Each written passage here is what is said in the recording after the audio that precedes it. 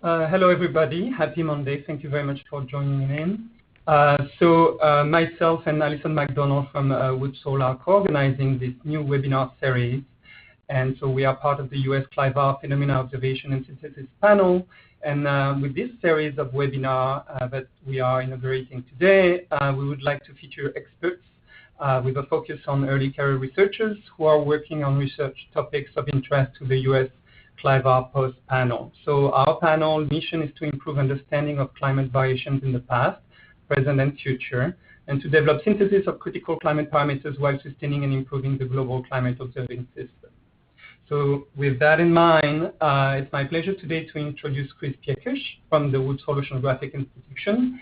And so Chris, I might say, falls into the category of early career researchers. He's obtained his PhD in 2016, but don't be fooled, he's been publishing since 2011 and has under his belt more than 35 papers to this date, many about the topics that he will talk about today. So Chris, please go ahead. Great, thanks Shane, and thanks Mike, and thanks everyone for attending. So today I'm going to talk about patterns of coastal sea level change over the last century, and I'm going to start with a global view. So the map I'm showing here shows rates of sea level change from coastal tidal gauge records since the beginning of the 20th century. And just to clarify at the outset of my talk, when I say sea level today, I'll mostly be referring to what's called relative sea level as measured by a tide gauge. So changes in relative sea level can be caused both by changes in sea surface height, what you measure from a satellite altimeter, for instance, but also due to any vertical motions of Earth's crust. So with that clarification, I'm going to go back to the map. Looking at this map, one thing we noticed right away is that rates of sea level change over the last century haven't been spatially uniform. Rather, the data show a very rich spatial structure. So for instance, you see rates of change on the order of 1 millimeter a year in parts of the central Mediterranean Sea, Southern California, around Hawaii, for instance. If you look along the Scandinavian coast, you see lower rates of sea level rise, or actually some instances of sea level fall. Similar things are seen in Hudson Bay and parts of the Alaska coast. But looking over the global coastal ocean, what you notice is that some of the largest rates of change are found along the U.S. East Coast, and that's where I want to focus our attention today. So now we're looking at a more granular view here. So again, we're showing centennial rates of observed sea level change from tide gauges now on the U.S. East Coast. Again, we're seeing that the rates of change aren't spatially uniform, but rather they show a spatial structure. There's a spatial pattern. If you look, for instance, along the East Coast, from southern Florida up through northern Maine, you can see a clear pattern.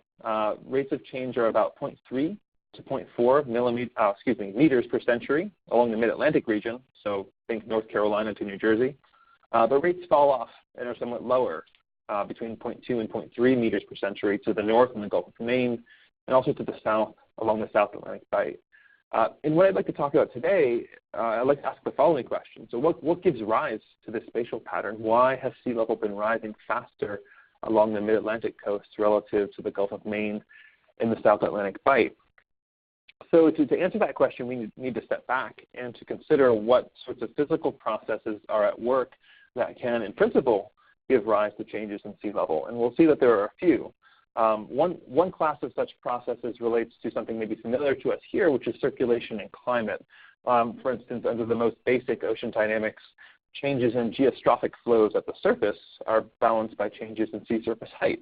So just to give a sense of the sort of sea level changes that can occur over long time scales related to ocean dynamics, I'm showing a map here of the centennial rate of SSH change, sea surface height change, from the GFDL ESM2M model over 1900 to 2005. Again, we see really interesting spatial structure.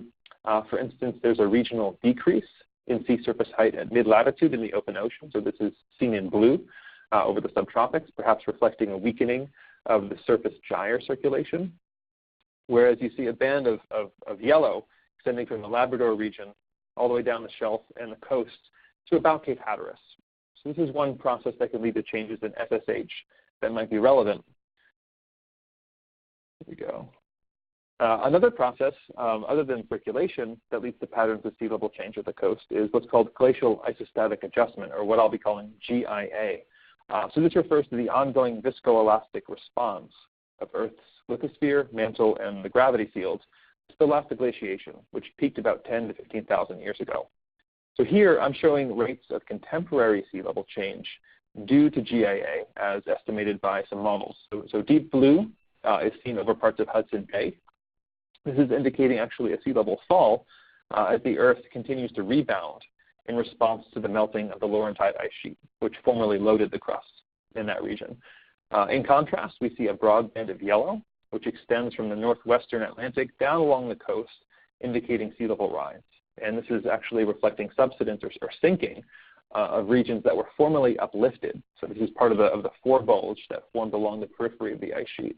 And worth pointing out here is that in this model estimate, rates of sea level rise are higher along the mid-Atlantic coast than they are just north or south. And the final process on our quick little tour that I'd like to highlight here is present-day Earth surface redistribution of water mass. So this is either associated with the hydrological cycle or ongoing melt of land-based ice. So because the redistribution of ice and water at the surface influences both the crust and the gravitational field, it's going to cause spatial patterns of sea level change, often known as fingerprints. So here's a picture, for instance, of the sea level change pattern expected from a hypothetical melting of the Greenland ice sheet, equivalent to about 1 millimeter a year of global sea level rise. So what we notice are deep blues in the near field right around Greenland. And this means that sea level is actually falling around the ice sheet as the ice sheet loses mass, as the ground uplifts elastically due to the reduced load, and also as the gravitational field weakens around the ice sheet. In contrast, you see strong yellow in the far field. So this is indicating rates of change that are comparable to or greater than the global average. And important to point out here is that if we look along the U.S. East Coast, the rates of change actually increase monotonically from north to south along the coast. So with these basic processes in mind, we can turn to some past studies of the East Coast and folks who have asked what processes are responsible for the observed pattern of change. So here are some results from a paper based on Simon Engelhardt and colleagues. So I'm going to try to orient everyone here because I'm going to show a few plots that are in this basic format. So I'm showing degrees latitude along the East Coast on the y-axis. So 30 north is right around northern Florida, and 45 north is near northern Maine. Along the horizontal axis, I'm showing the century rate of sea level change. So what I'm showing in blue are the trends derived from coastal tide gauge data that Engelhardt and colleagues used. So although there are fewer tide gauges used here, we're seeing the same pattern that I showed earlier, namely that rates of change along the mid-Atlantic, so around 37, 38 degrees north, are higher, and there are lower rates as we go north to the Gulf of Maine. And again, the question we're asking here is what's responsible for this overall spatial pattern? So also shown in this figure is a red curve. And the red curve are estimates derived from radiocarbon-dated salt marsh sediment. And so this represents the coastal sea level change over the late Holocene. So this is the rate of change of the last few thousand years, which is mostly related to the GIA process that I spoke of earlier. So if we look at the figure and we compare the red and blue curves by eye, we can see that GIA process is important, but clearly the red curve can't explain all of the structure in the blue tide gauge curve. To exemplify that, I'm showing in yellow the difference, tide gauges minus salt marshes. And what we see is that the residual rates appear to increase from north to south. So this is reminiscent of that structure expected from melting of the Greenland ice sheet. So in addition to GIA, Engelhardt and colleagues suggested that contemporary surface mass redistribution might be important. So next slide is a similar figure. So these are results from a paper by Bob Kopp. Format of this figure is the same as before, latitude along the vertical, sea level change rate along the horizontal. Blue is, again, the rate of change based on tide gauges. So this is the total rate of sea level change over a century. And red now indicates the rate of sea level change from a GIA model due to Dick Peltier. So again, comparing the red and blue curves by eye, we surmise that the modeled GIA can explain some, but not all of the spatial variation apparent in the tide gauge data.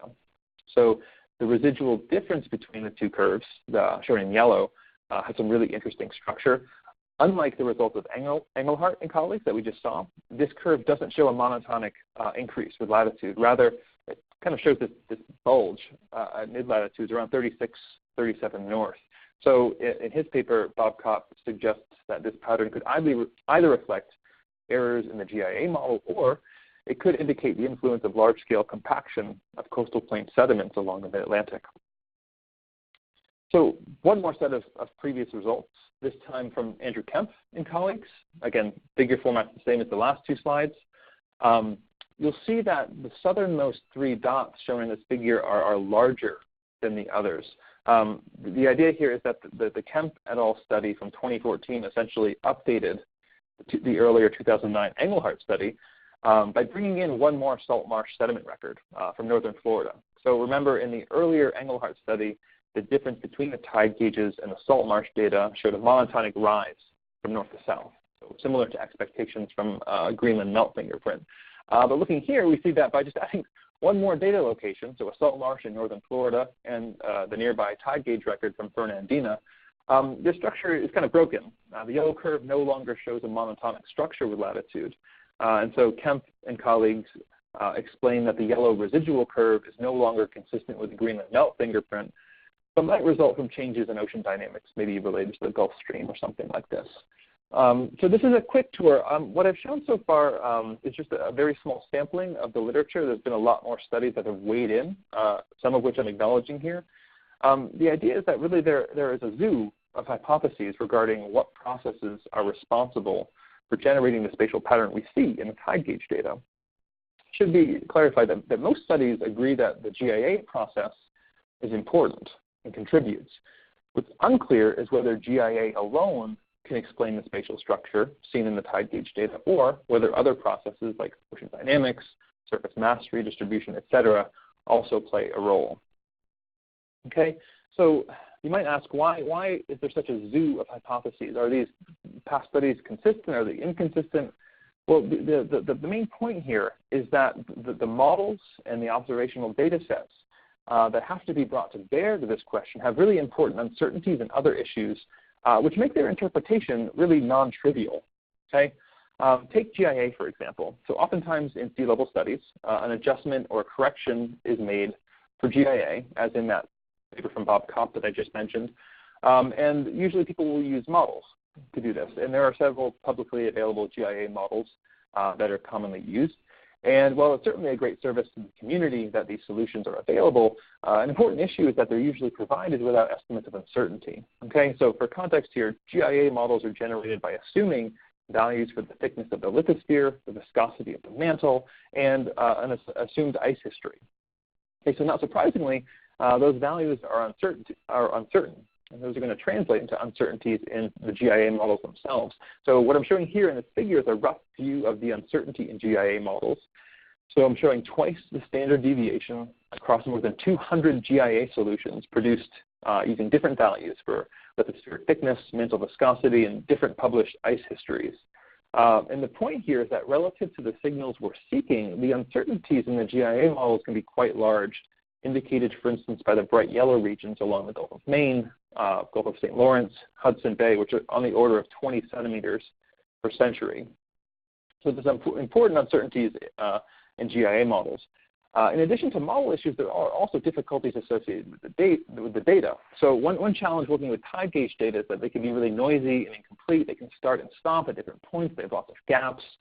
To give a sense of these challenges, I'm showing here a handful of tide gauge sea level records from southeastern New England.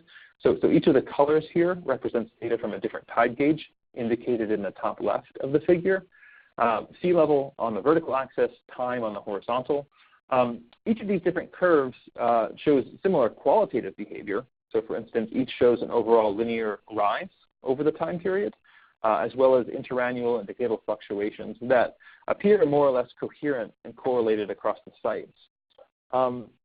But the closer we look at this figure, the more differences we start to see. For instance, the sea level rise at Portland, Maine, given in the green curve, is somewhat lower than elsewhere.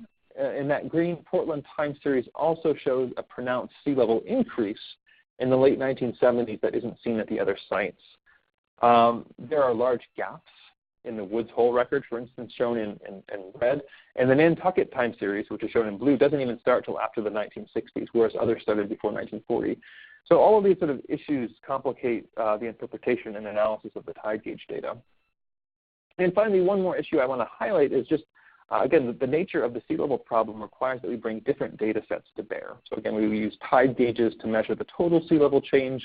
We use salt marsh sediment records to quantify geologic rates. We might use GPS data to allow us to distinguish between what's vertical land motion and what's sea surface height change. And so when you bring all these data sets together, a difficulty arises due to when and where the data are available. So to give a sense of the spatial dimension, here I'm showing with dots along the coast the locations of available tide gauges in blue, GPS stations in orange, and salt marsh sediment records in yellow. A few things we notice is that each of these data types is irregularly distributed, densely clustered in some regions, but sparse or absent in others. Another issue is that the different data types aren't co-located. The dots don't lie on top of one another. So how do we interpret a tide gauge record if the nearest GPS station is 100 kilometers away and the nearest salt marsh record is 200 kilometers away, say? But, wouldn't it be nice if we had all the data on a regular lat-long grid, which I'm indicating by the black here. So these are just a couple of the difficulties that are associated with bringing these data sets together. And the issue at hand is that all these difficulties haven't really been acknowledged or dealt with in past studies, which makes the results difficult to interpret. So we've got all these interesting hypotheses regarding mass redistribution contributions and ocean circulation contributions, but there really hasn't been a rigorous way to test them. So what we wanted to do is to take a step forward by reframing these questions in a probabilistic or a Bayesian framework. We want to reconsider all these data sets, but we want to explicitly model both the physics and the uncertainties in order to get a better and more rigorous estimate of the contributing processes. Now, I don't have a ton of time today, but I'd like to walk you through some of the basics, both in terms of our methodology, but also giving you a brief view of some of our results, which if you're interested, you can read more about. We've got a paper coming out in Nature in the next month or two on this. So again, just to recap, our goal here is to bring together a lot of relevant data sets which have been considered in previous studies. Again, our goal is to identify with meaningful uncertainties what processes have contributed to the observed pattern of sea level change on the East Coast. So to do that, we're bringing in the following data. We're going to use dozens of records from long tide gauges of relative sea level along the coast. We're also going to use estimates of vertical land motion from dozens of GPS stations on the coast. We're going to use reconstructions of sea level, so geologic rates of sea level change from a couple dozen salt marshes along the East Coast from published data sets. And finally, Jerry Mitrovica ran a couple hundred GIA models that we could use where we generated solutions by varying the ice history, the mantle viscosity, and the lithospheric thickness. So these are the data sets we're considering. But really, I argue the crux here is how we bring these different data sets together in a mathematically coherent fashion, such that, again, we're rigorously accounting for the uncertainties. So to try to do that, we're going to use what's called Bayesian hierarchical modeling. Again, I don't want to get too deep in the methodological weeds here. The important point to recognize at the outset is that, as I hope I've convinced you, we're dealing with multiple levels of uncertainty here. Okay, so there are uncertainties related to the physical process we're interested in itself. For instance, how does the sea level field evolve in space and time? But we also have uncertainties related to the data. How do we, for instance, deal with the noise and bias and gaps in tide gauge records, for instance? So the Bayesian hierarchical framework allows us to specify the problem conditionally, wherein we can clarify and separate the different levels of uncertainty. So we can pose the problem in the following probabilistic way. Suppose we have some imperfect observations. I'm going to call them Z. We have imperfect observations of some physical process or state variable, which I'm going to call Y, okay, which changes in space and time according to some physical but unknown parameters, things like autocorrelation coefficients and spatial ranges, things like this, and we call the whole set of parameters theta. Okay, so given this situation, what we'd like to know is what is the nature of the process Y, and what are the values of the parameters theta, given that all we have are the imperfect data Z. Okay, this is the left-hand side of the equation. So P is probability, and the vertical line means conditionality. Well, Bayes' rule and basic probability laws allow us to break down this complex scientific problem into component parts, which are indicated on the right-hand side of the relation.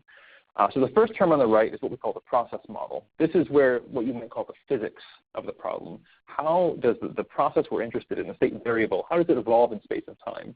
assuming we know the parameters that govern its space-time evolution. Notice that in this first equation on the right, there's no mention of the data itself. The second term on the right is what's called the data model or the measurement model. And the issue here is how do these imperfect observations relate to the process itself? So important here is that the data model is actually indicating causality. The data themselves are interpreted as being conditional on the process. Okay? So you might ask, how likely are the observations to have occurred given the process and the parameters? Okay? And finally, the third term on the right, the P of theta, is what's called the parameter or prior model, in which we specify how well we know the uncertain parameters. So again, those are all details, but the important point here, what we're doing is we're taking a complex scientific problem. Again, what we're interested in is the left-hand side. What is the process and the parameters given the data? And we break it down into much more manageable, tractable chunks, model equations that we can write down simply. I'm going to spare you the gory details of the model, but a few points are necessary to interpret the results I'm going to present on the next couple of slides. First, recall the tide gauge time series I showed a few slides ago. I mentioned that the data show a clear linear trend that is similar between sites, and they also show interannual to decadal fluctuations that's coherent across sites. I'm going to use this intuition to model sea level. So sea level is regarded as a large-scale field of trends with some spatial covariance structure superimposed on a red noise term, which is also spatially coherent. Furthermore, I suppose that field of linear trends is made up of two terms, a GIA term and a non-GIA term, which is going to absorb everything else, like ocean dynamics and surface mass redistribution. In terms of data, I write down a set of equations that models the data as noisy, biased, and gappy versions of the true process. And again, Bayes' rule allows me to invert this whole model and solve it numerically using techniques like Markov chain Monte Carlo. Starting to run out of time, so I just want to show you some just quick results, so some couple snapshots. So here I'm showing two maps. Both are showing the same physical quantity. They're showing long-term rates of sea level change at the coast since 1900. The left is based on the gappy, noisy tide gauge data, what I showed you before, at irregular locations, whereas the right is based on the Bayesian model. So the spatial structure in the Bayesian model is much smoother, since I've embedded spatial and temporal filters within the algorithm. I've also defined the solution nicely on a regular lat-long grid, which makes the results much easier to interpret. So in the Bayes model on the right, it's much easier to see the large-scale spatial structure, for instance, with the higher rates of change apparent on the mid-Atlantic coast. Here's another contour of the solution. So now we're looking at trends, sea level trends on the horizontal axis, again, versus latitude along the coast on the vertical axis. So these are, again, our solutions from the Bayesian model. On the left is total sea level trend over the last century, and on the right is the trend due only to GIA. So the thick solid curves you're going to see are the median estimates, whereas the lighter shading is the 95% credible interval. You'll see that in each of the panels I'm also showing two squiggly lines. So what we have, what the Bayes model gives is not just summary statistics like means and variances. It actually gives a whole ensemble of equally likely realizations. So the squiggly lines represent just two of the thousands of such solutions we have, okay? Stepping back, the main point here is that the blue and orange latitudinal series show qualitative similarities. Both show the highest rates of change along the mid-Atlantic. And in fact, for both the total curve in blue and the GIA curve in orange, it's likely that the maximum trend occurs in North Carolina or Virginia, which is interestingly a bit further south than in previous studies, which suggested that the highest rates were in Delaware or New Jersey. So overall, our best estimate is that GIA explains more than half of the variance in total sea level change.